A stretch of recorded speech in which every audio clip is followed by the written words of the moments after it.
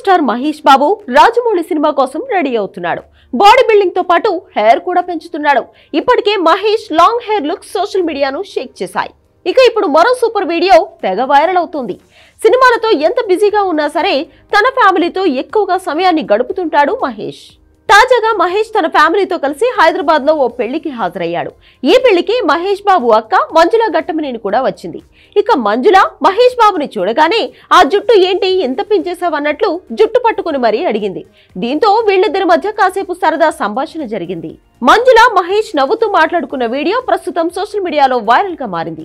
అక్కా తమ్ముళ్లను ఇలా చూసి ఫ్యాన్స్ తెగ మురిసిపోతున్నారు.